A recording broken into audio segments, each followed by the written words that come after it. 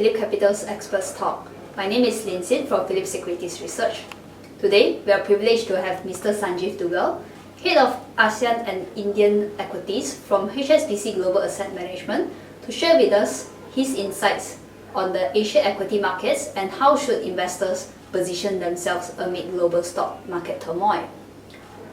A brief background of Mr. Sanjiv. Mr. Sanjiv Duggal has been working in the industry since 1994.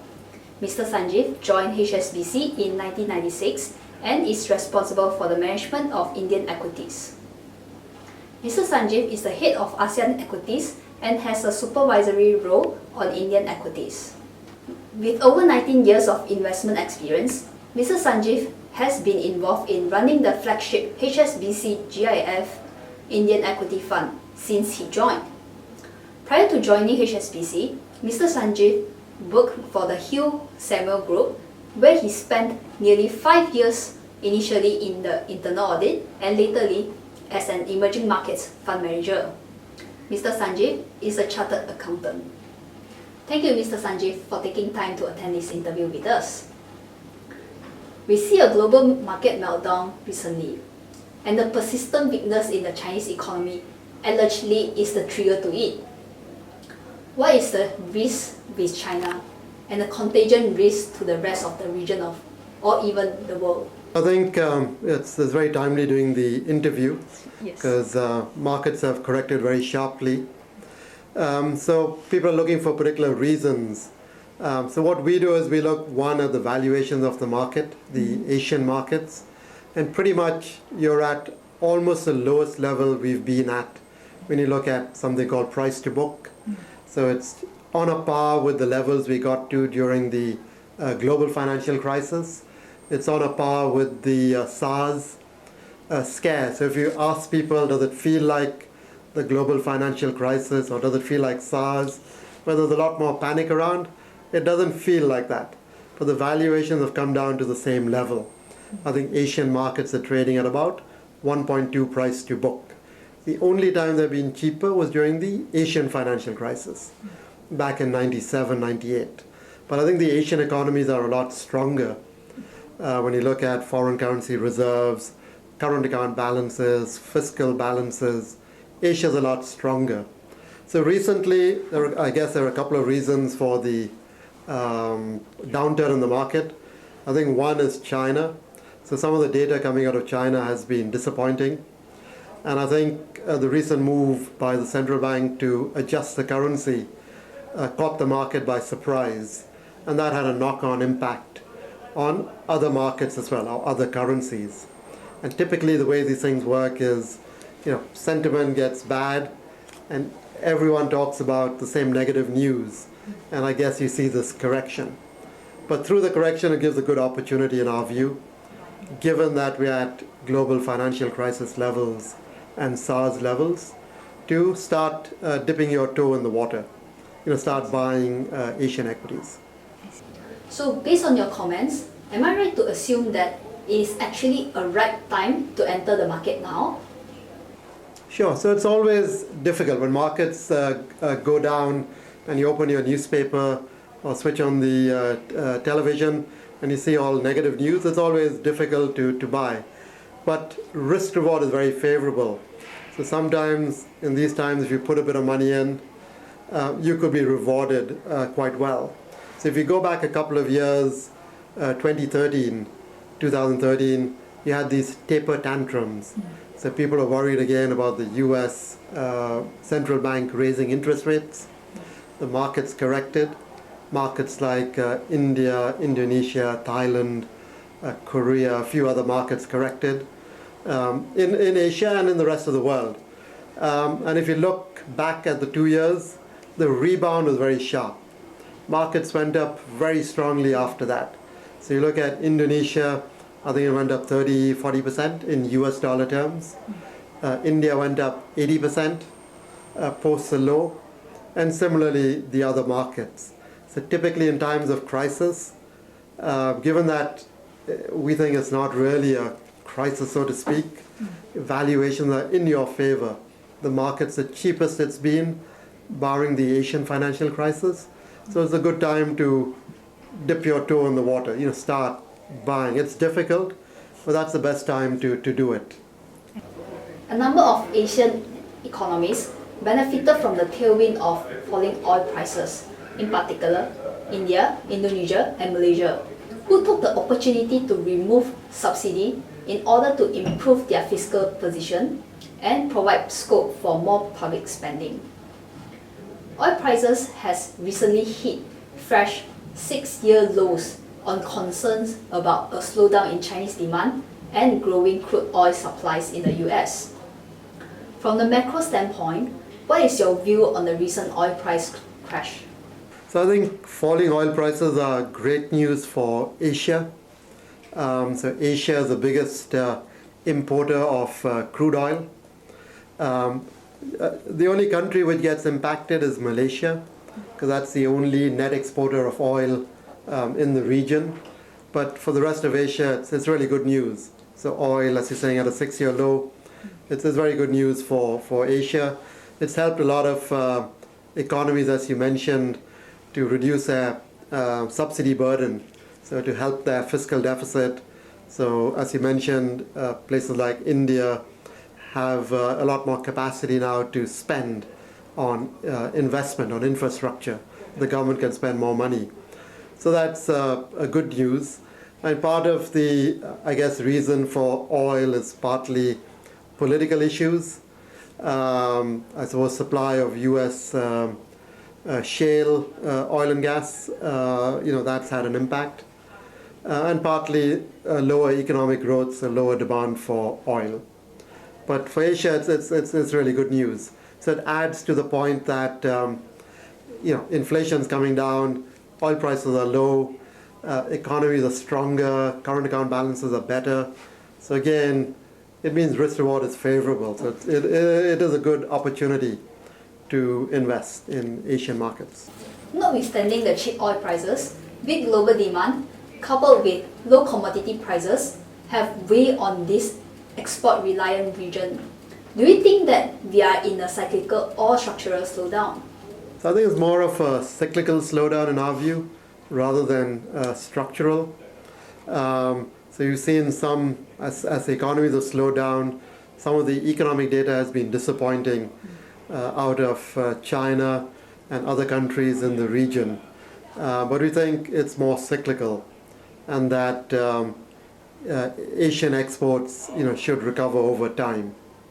So we think it's more a temporary impact. But economic data has been disappointing, and I guess people always look for reasons to explain a market fall or a market rise. So typically, this is one of the factors. But I mean, what we try to tell people is when you get a lot of bad news and markets fall, it's a good time to come in and bottom fish, to add a little bit to your equity exposure. And likewise, when there's a lot of good news, so if you go back 3-4 months when the China market was going up very sharply and the newspapers were talking about a lot of good news, that's a good time typically to take some money off the table, to top slice your positions in the equity market. So that's what we tell people to do. And that's what we also do within our funds. If a particular stock we own does very well, we typically top slice, take some profits. And then if that stock then falls, we have some ammunition to come back and buy. And psychologically, you feel a lot better that you sold at a higher level and you're buying at a lower level. So people should at the margin, subject to their requirements, always don't get too carried away. When there's good news, you shouldn't invest then, because maybe it's too late. And the opposite is true. When there's bad news, it typically means it's a better chance to invest. As you have mentioned earlier, there are a lot of bad news going around in the market. Seeing the broad equity market sell-off led by Chinese market in the recent weeks, uncertainties in US rate hike, persistent weakness in commodities and currency slide, and heightened geopolitical risks. In your view, where should investors put their money in? So when you look internally within HSBC Asset Management, our asset allocation team, so our experts who look at this, their preferred asset class is Asia ex-Japan equities. So we see the best returns from Asian equities. I mean, taking a longer term view. And obviously in the correction, Asian markets have corrected as well the most. So again, it hooks into that Asia is our preferred asset class. Within Asia, I then make the call. So it's and the countries we like, where we are overweight, are India, Korea, and China. And by China, I mean H-share companies. So Hong Kong listed China stocks, not Shanghai and Shenzhen. Because if you look at Shanghai, Shenzhen, the stocks trade at a 50% premium to the H-share listed stocks. So we would have 0 in Shanghai, Shenzhen, but we're overweight the H-share listed, China plays. So that's where we're overweight. In the recent correction, in our dividend funds, so we've got some dividend-focused funds. So in those funds, we're adding Singapore in particular.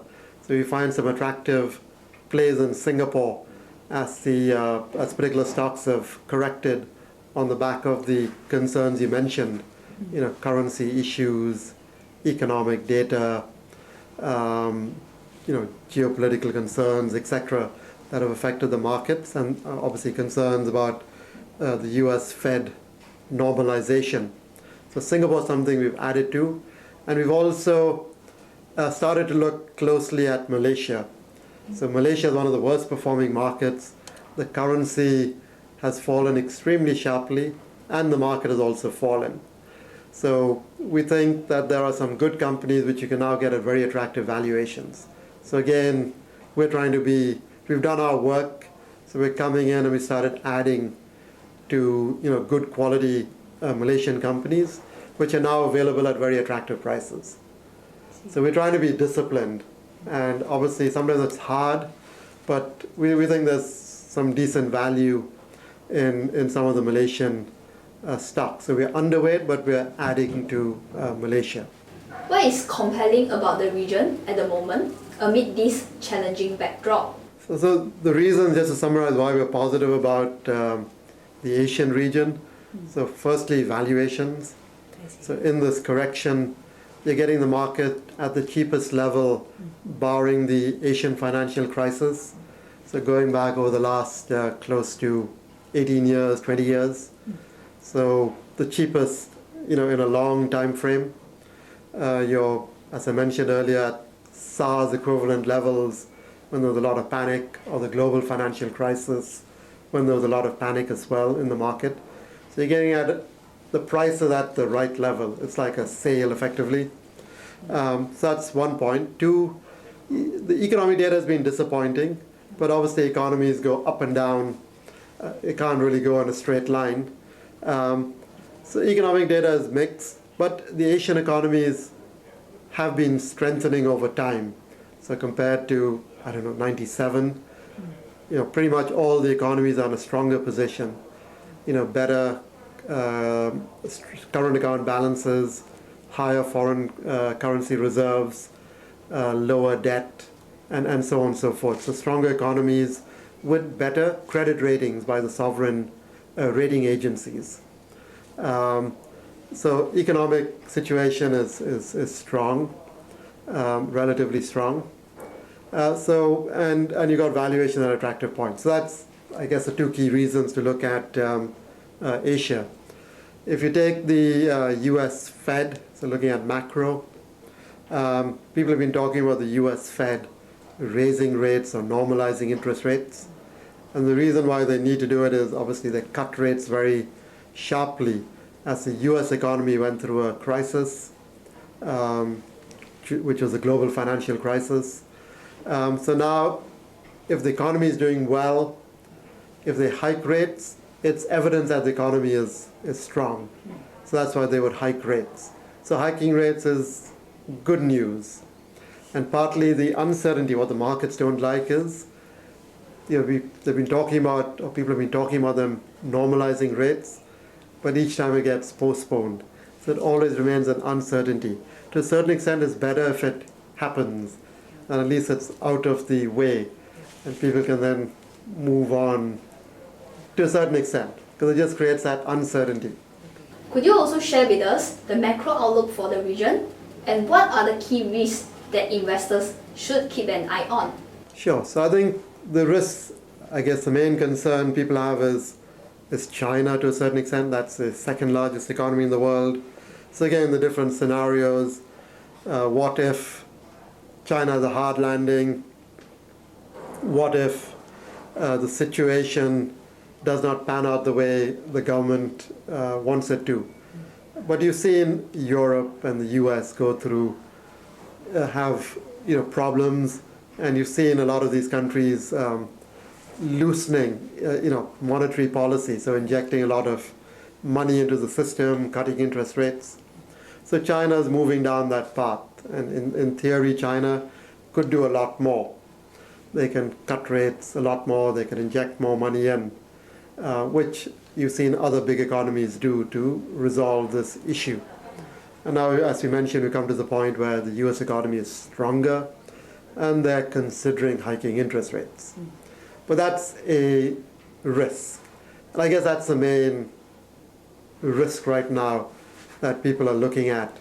And that's caused, I guess, partly one of the reasons for this correction.